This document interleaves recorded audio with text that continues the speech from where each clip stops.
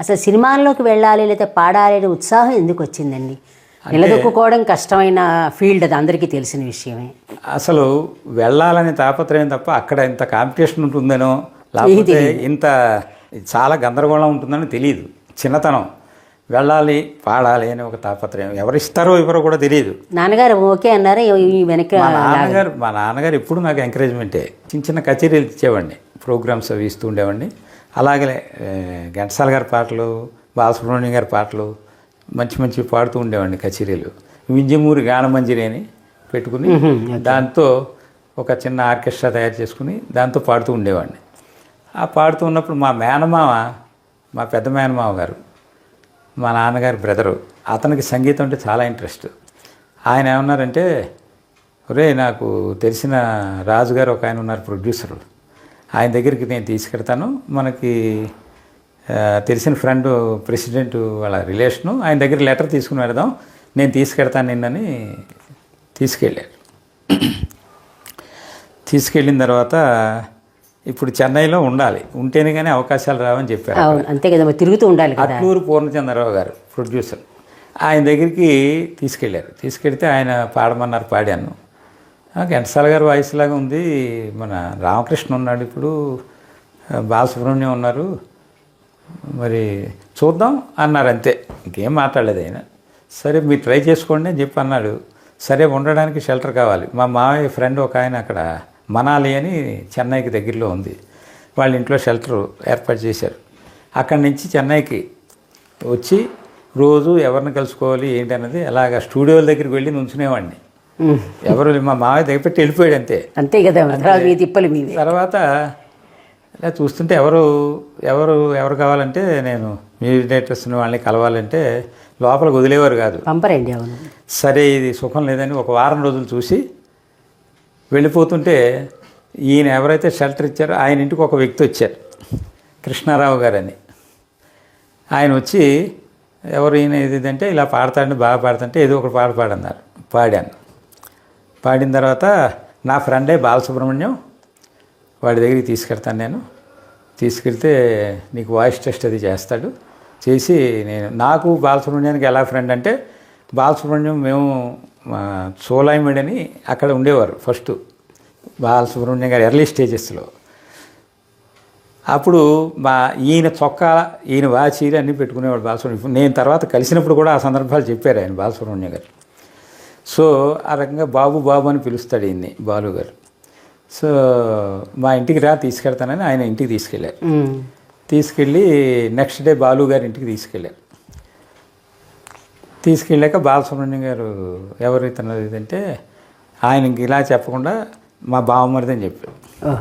మా బావమరిది ఏదో పాడతాడు, ఒకసారి నువ్వు ఏదైనా చూసి వింటే బాగుంటుందంటే, నేను ఇప్పుడు స్టూడియోకి రికార్డింగ్కి వెళ్తున్నాను, నా కారులో ఎక్కించి తీసుకెళ్తాను, అక్కడ స్టూడియోలో వాహిని స్టూడియోలో వాయిస్ టెస్ట్ చేయిస్తాను, అంతవరకు నేను చేస్తాను, మిగతాది తర్వాత మనం మాట్లాడదాం అని అన్నా.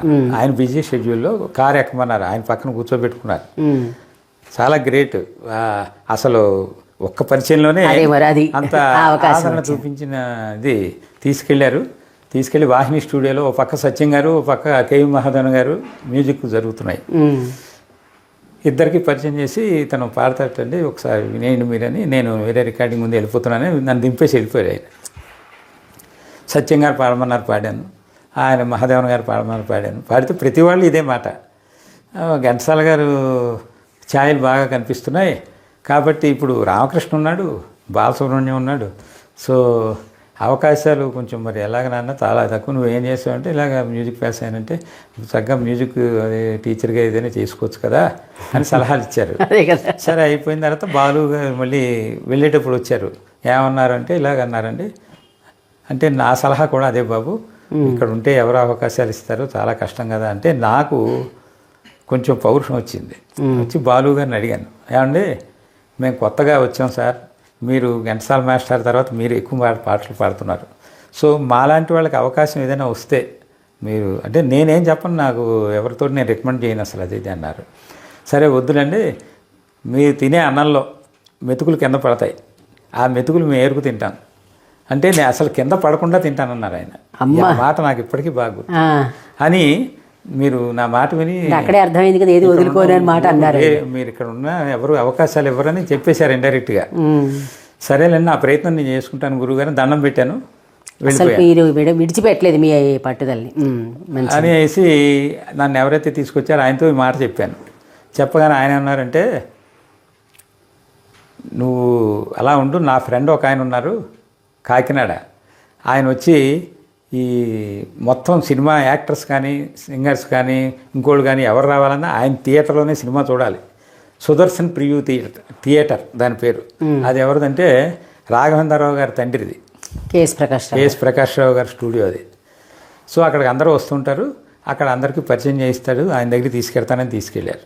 ఆయన పేరు గోపాలకృష్ణారావు, కాకినాడ. వెళితే ఆయన ఘంటసాల గారు అంటే మహా పిచ్చి అభిమానం. ఏది ఒక పాట పాడన్నారు, పాడాను, ఇదే శివశంకరి పాట పాడితే, నువ్వెక్కడికి వెళ్ళొద్దు, ఇక్కడ ఉండు, నీకు తప్పకుండా అవకాశం వస్తుంది, నేను మాట ఇస్తున్నాను అన్నారు. అన్న తర్వాత ఆయన అనుకోకుండా ఒక డబ్బింగ్ సినిమా చేశారు, హేమా హేమీల్ అని తెలుగులో వచ్చింది. ఆ సినిమాని కృష్ణ గారిది. అది నేను ఒక పార్ట్నర్ని, అందులో మా పార్ట్నర్ ఇంకొక అతను ఉన్నాడు, అతనితో పరిచయం చేస్తాను, అందులో ఫస్ట్ నీ చేత పాడిస్తాను అని. పువ్వు అంటే నాకెంతో ఇష్టం అనే పాట, అది తమిళ్లో. నాకు తమిళ్ రాదు, కానీ నీకు రైటర్ నేర్పిస్తారని చెప్పి ఆ రైటర్ గారి చేత పాట నేర్పించి, నేనును ఇప్పుడు ప్రముఖ గాయని కల్పన వాళ్ళ అమ్మ నేను ఇద్దరం, సుచిత్ర పేరు, ఇద్దరం కలిసి పాట పాడాము తమిళ్లో. అది ఒకసారి తమిళ్ పాట వినిపించండి. అది అంతగా గుర్తులేదు, ట్యూన్ పాడండి. లేతే పువ్వెండ్రో నీ ఎండ్రో ఇష్టం అని స్టార్టింగ్ వస్తుంది.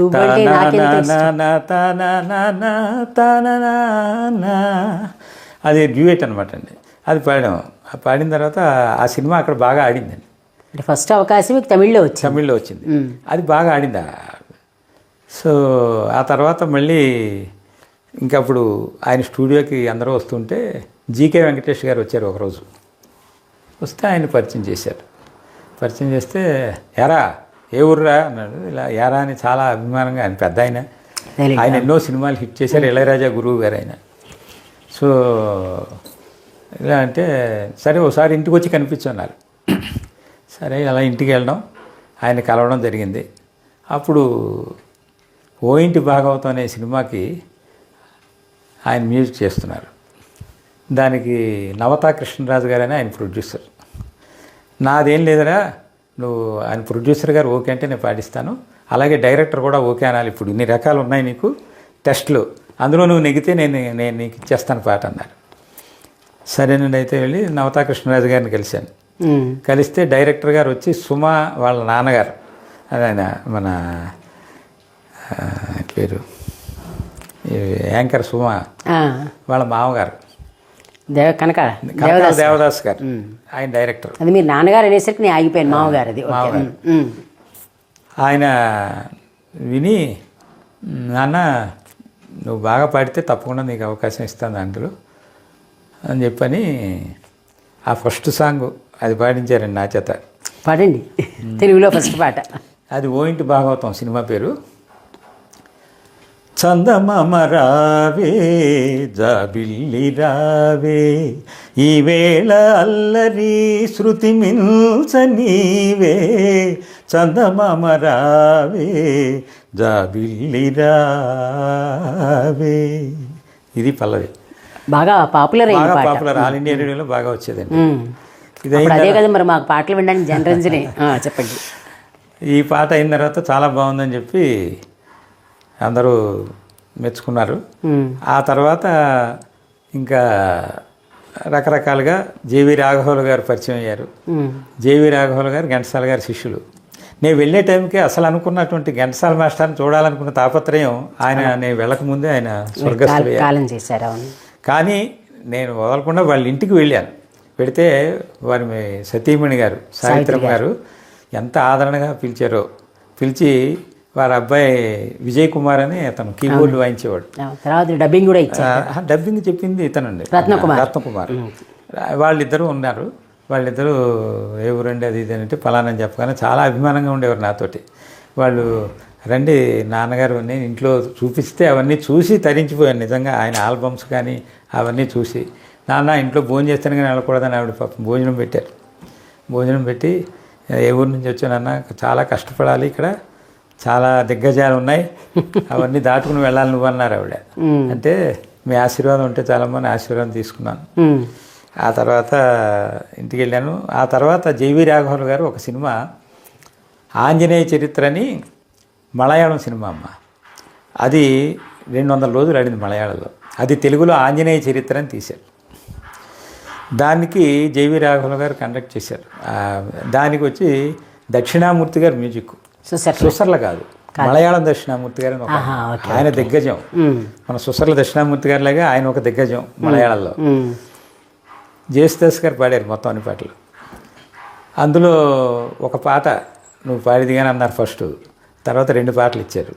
అందులో రామజయం శ్రీరామజయం అని వీటూరి గారు, అంటే వేటూరు గారు, వీటూరు గారు ఆయన రాశారమ్మా. రాసి ఆ పాట పల్లవి వరకు పాడండి అయ్యే తప్పకుండా. రామజయం శ్రీరామజయం రామపదాంభుజమే అభయం రామనామమే భక్తిదాయకం సేతుబంధనం ముక్తిదాయకం రామజయం శ్రీరామజయం రామపదాంభుజమే అభయం రామా రామా రామా రామా అని ఈ పాట జేసుదాస్ గారు పాడింది, నేను పాడడం జరిగిందమ్మా. అలా 2 పాటలు అందరూ ఇచ్చారు. ఇచ్చిన తర్వాత ఇది 100 రోజులు ఆడిందమ్మా తెలుగులో. దానికి షీల్డ్ కూడా ఇచ్చారు.